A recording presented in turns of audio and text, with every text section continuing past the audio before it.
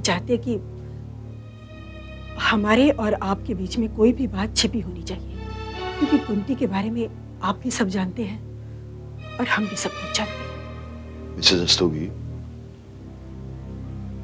आपको क्या लगता है रोहित अपने उस प्यार को छोड़कर कुंती से शादी करने के लिए तैयार होंगे? रोहित हमारा इकलौता बेटा है, हम उसकी मां हैं। वो हमारे फैसले के खिलाफ जा ही नहीं सकता। आपको अपने बेटे पर इतना भरोसा है? जी हाँ, अपने बेटे पर इतना भरोसा है, इसीलिए हम आज जहां आपके घर में बैठकर उसके रिश्ते की बात कर रहे हैं। हमने दुनिया देखी है, कविता जैसी लड़कियों को हम अच्छी तरह से जानते हैं। ऐसी लड़कियां बड़े घरों के लड़कों को फांस कर सिर्फ प्यार मोहब्बत का नाटक करना जानती हैं, रिश्ते निभाना उन्हें नहीं आता। मिसेस रस्तोगी, कुंती को लेकर रोहित और आपके बीच में बात तो हुई होगी। डॉक्टर साहब, जब रोहित की मां आपके घर में बैठी रिश्ते की बात कर रही है, तो फिर आप रोहित को लेकर उलझन क्यों पैदा कर रहे हैं? बेटी का बाप हूं मिसेस रस्तोगी। कुंती की जिंदगी में एक भयंकर अनहोनी हो चुकी है। अब मैं चाहता हूं कि वो सुख से रहे। आप हम पर यकीन रखिए, हम कुंती को जिंदगी के इतने सुख देंगे कि वो बीती हुई जिंदगी के सारे दुख भूल जाएगी। हम अपनी ओर से आपको ये वचन दे सकते हैं। फिर भी आपको कोई एतराज है तो बता दीजिए। नहीं नहीं, जब आपने सारी बातें खोल के बता दी है तो फिर क्या एतराज हो सकता है? तो फिर हम शादी के लिए आपकी हाँ समझें? हाँ, मैं कुंती से बात करके आपके पास आता हूँ, फिर हम बैठ के शादी की तारीख निश्चित कर लेंगे। ठीक है, तब तक हम पंडित जी से भी पूछ लेते हैं कि इस महीने की कौन सी तारीख शुभ रहेगी। अब हमें इजाजत दीजिए। नमस्ते। नमस्ते।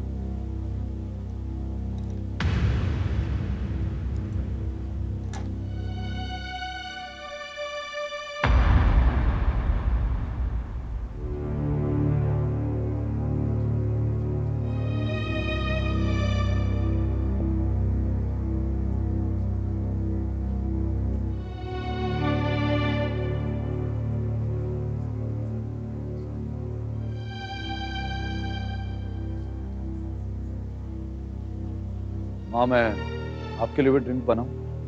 नहीं, आज हम बहुत खुश हैं। पर तुम इतने उखड़े उखड़े क्यों लग रहे हो? आप कहाँ से आ रहे हैं? पहले जो हमने सवाल किया है उसका जवाब दो, बात को टालो मत। कुछ बात नहीं। कुछ नहीं। इस तरह मूड खराब करके फिर क्यों बैठे हो? और वैसे तुमने तो वाइन पीना छोड़ दिया था ना? हाँ माँ, अब तो मन करता है कि हार्ड ड्रिंक पीना शुरू कर दूं। ओह, तो तुम भी अपने पिताजी के नक्शे कदम पर चलना चाहते हो? वो भी जब कभी परेशान होते थे इसी तरह ड्रिंक लेकर बैठ जाते थे। रोहित, तुम्हारी परेशानी क्या है? ऑफिस में कोई बात हुई क्या? हाँ, हिम्मत रिजाइन देके चला गया। हम क्या सोच रहे थे और तुम क्या परेशानी बता रहे हो? हिम्मत के लिए इतना परेशान हो रहे हो? हिम्मत हमारी कंपनी का एक बहुत सिंसियर वर्कर था और उसका इस तरह छोड़कर चले जाना क्या परेशानी की बात नहीं है? इसमें कौन सी बड़ी बात है? हमारी कंपनी में लाखों मजदूर काम करते हैं। अरे एक छोड़कर चला भी गया तो क्या फर्क पड़ता है?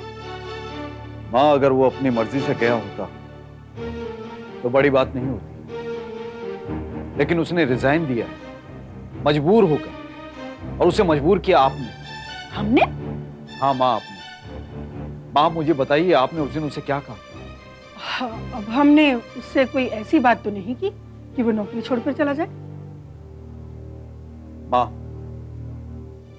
आपने जरूर उससे कोई ऐसी बात कही है, तभी उसने ऐसा किया है। अगर उसे अपने काम या कंपनी से कोई शिकायत होती तो जरूर वो मुझसे कहता। तुम्हें उस छोटे से मजदूर की बड़ी परवाह हो रही है। हमें तो हैरानी हो रही है कि तुम्हें उसका नाम भी कैसे याद है। तुम्हें ऐसे छोटे लोगों का नाम नहीं, बैज नंबर याद होना चाहिए। माँ, मैं उन मालिकों में से नहीं हूं जो अपने वर्करों को नाम से नहीं नंबर से बुलाते। तुम्हारे पिताजी भी यही गलती करते थे। वो भी मजदूरों को उनके नाम से बुलाते थे। इसीलिए तो हमारे बिजनेस को वो ऊंचाई नहीं मिल सकी जो मिलनी चाहिए थी। हाँ, किस चीज की कमी है हमारे बिजनेस में? करोड़ों को टर्नओवर है, सब कुछ है, और क्या चाहती हैं? ये करोड़ों से भी बढ़ सकता है अगर तुम इन छोटे लोगों के लिए इमोशनल होना छोड़ दो तो। आप जिन मजदूरों को छोटा कह रही हैं ना, उन्हीं की मेहनत पे हमारा बिजनेस चल रहा है। सच पूछो तो आज हम जो कुछ भी हैं उन्हीं की बुनियाद पर है। अरे ये सब किताबी बातें हैं। मालिक से मजदूर होता है, मजदूर से मालिक नहीं होता। हाँ, ये आपका सोचना गलत है। हाँ, हमारी तो हर बात गलत है। हमें हमारे पीए ने हिम्मत का रेजिग्नेशन लेटर दिखाया था। हमने उसे तभी बोला था कि ऐसे छोटे लोगों को अपॉइंट ही क्यों करते हो जिन्हें बाद में रेजिग्नेशन देना पड़े। हाँ, हिम्मत का इस तरह से छोड़ के चले जाना मेरे लिए इंसल्टिंग है। मैं आज जो हिम्मत को लेके बात कर रहा हूं, ये मेरी मोरालिटी है, मेरी नैतिकता है।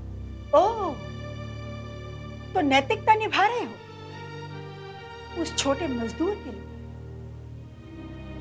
फिर तो तुम उसके घर भी गए होगे उसे मनाने के लिए। क्या हुआ, वो काम पर वापस आ रहा है या नहीं? आपको कैसे पता? मालूम चल जाता है रोहित, तुम्हारी बातों से ही जाहिर है। तुम कब कौन सी गलती करोगे हमें इसका अंदाजा पहले से ही हो जाता है। आपको क्या लगता है मां कि मैंने हिम्मत के घर जाके गलती की?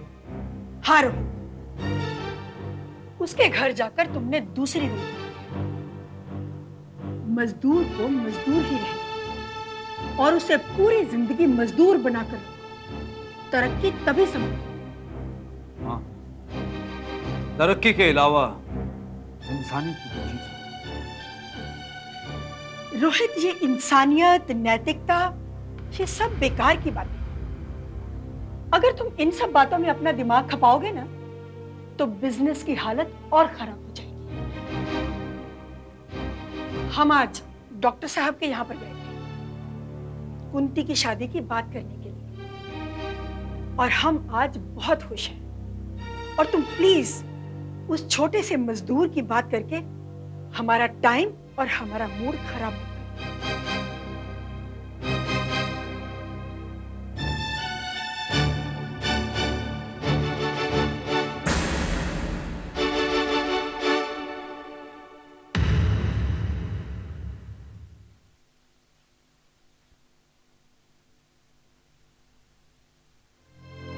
नमस्ते सर।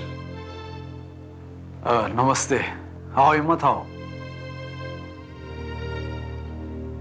सर, भैया से पता चला कि आपने मुझे बुलाया। हाँ, बात ये थी हिम्मत कि मैं तुमसे मिलना चाहता था और मुझे लगा था कि तुम गुस्से में हो सकता है मेरे बुलाने पर आओ या ना हो। जब मुझे आपसे कोई शिकायत ही नहीं तो क्यों ना आता? तो फिर किससे शिकायत है? अपने आप से। अपने आप से? नहीं हिम्मत, ये बात नहीं है। अगर तुम्हें अपने आप से शिकायत होती तो तुम नौकरी से रिजाइन नहीं करते। सर, आप मेरे रिजाइन को लेकर इतने परेशान क्यों हैं? क्या आप भैया से बात करने घर तक पहुंच गए? क्योंकि मैं तुम्हें खोना नहीं चाहता, तुम्हारे जैसे सच्चे और ईमानदार वर्कर। माफ करना सर, मैं अब ये काम नहीं कर पाऊंगा। लेकिन क्यों? अरे भाई, मैं एक दिन के लिए दिल्ली क्या चला गया कि तुमने इस बीच में फैसला भी कर लिया?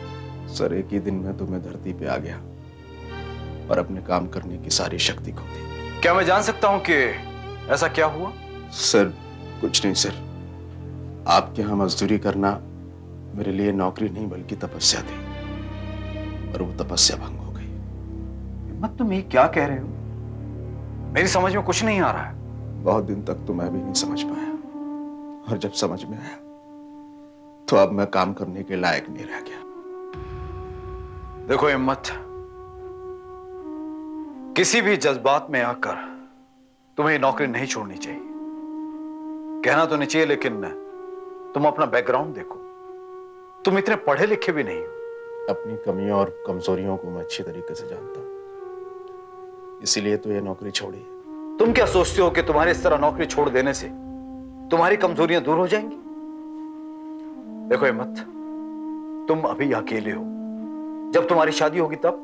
सर आपको लगता है कि मुझ बदनसीब की कभी शादी भी होगी? क्यों भाई? अरे तुमने कुंती से शादी करने का फैसला किया है, तो तुम्हारी शादी क्यों नहीं होगी?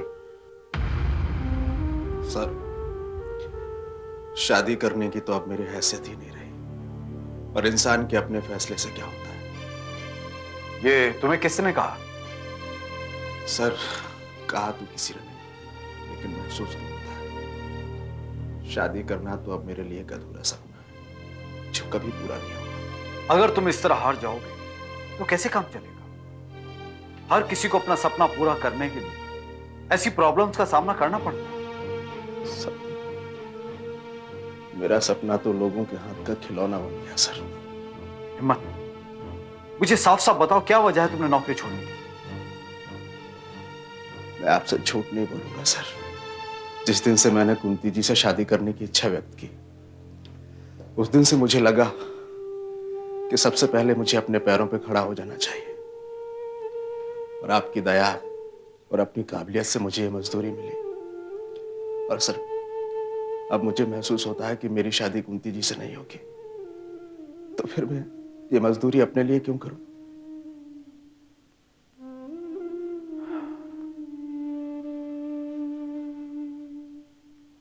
तो तुम सिर्फ कुंती के लिए जीना चाहते हो?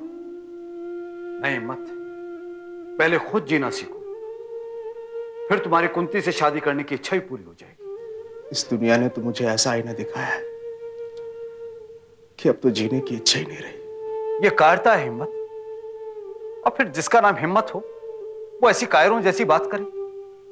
नहीं हिम्मत, नहीं, ये अच्छी बात नहीं है।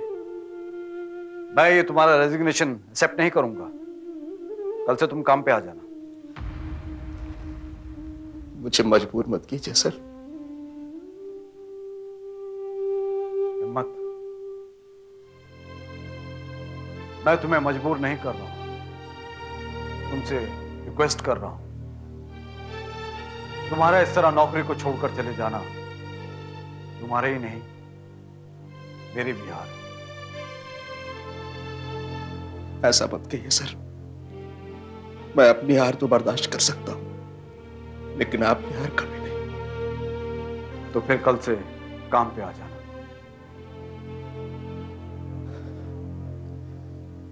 मैं आपसे कोई वादा नहीं कर सकता सर, मुझे माफ करना।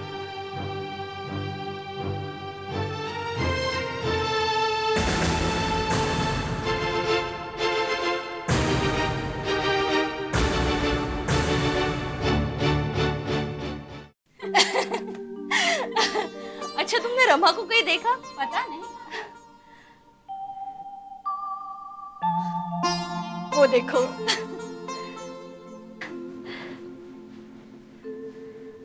रमा, क्या हुआ? तुम इस तरह क्यों बैठी हो? मुझे पिछले 2 दिन से बहुत बहुत बेचैनी हो रही है। क्यों? मेरा अब इस आश्रम में रहने का दिल नहीं करता। जी करता यहाँ से भाग जाऊं। क्या? यहाँ से भागकर कहाँ जाओगी तुम? रमा, ऐसी बातें दिमाग में लाती ही क्यों? रह रहकर मेरे दिमाग में ये सारी बातें उठती है। अगर एक दिन इस आश्रम को छोड़ना ही है तो आज क्यों नहीं? जब छोड़ना पड़ेगा तब की तब सोचेंगे, अभी क्यों? लेकिन ये सारी बातें सोचते ही मेरा माथा चकराने लगता है। रमा, ये बातें अगर सरला दीदी ने सुन ली ना तो बहुत डांट पड़ेगी तुम्हें। जब तक इस आश्रम में रहना लिखा है तब तक रह लो आराम से। हाँ रमा, और यहाँ तुम्हें किस बात की तकलीफ है? प्रभा चली गई, कुंती की शादी हो जाएगी, वो भी चली जाएगी, तो हम लोग यहाँ रहकर क्या करेंगे? हाँ रमा, लेकिन कुंती की शादी अभी तक हुई नहीं। लेकिन बातें तो चल रही हैं ना। बातें तो पिछले कई सालों से चल रही है, लेकिन कहाँ कुछ हुआ है?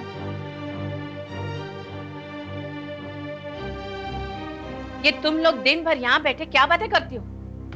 तुम लोगों का बातों से दिल भरता है या नहीं? दीदी, हमें कुछ काम ही नहीं है। क्यों?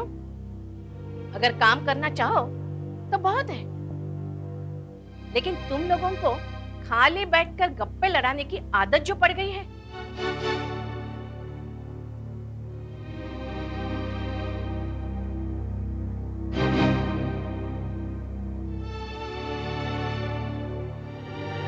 नमस्कार सर।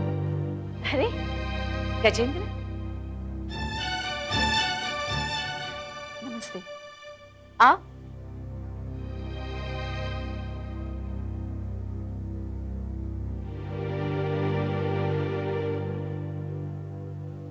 आज यहाँ का रास्ता कहाँ से भूल गए? सरला, अब मेरी जिंदगी का हर रास्ता सिर्फ मेरी बेटी के पास जाके खत्म होना था। मैं उसी सिलसिले में तुमसे बात करने आया।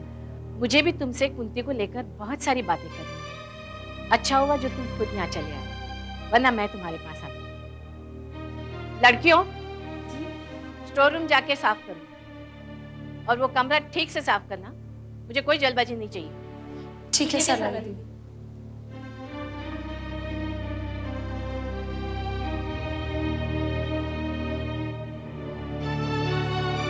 चलो गजेंद्र, हम ऑफिस में बैठकर बात करते हैं। आओ।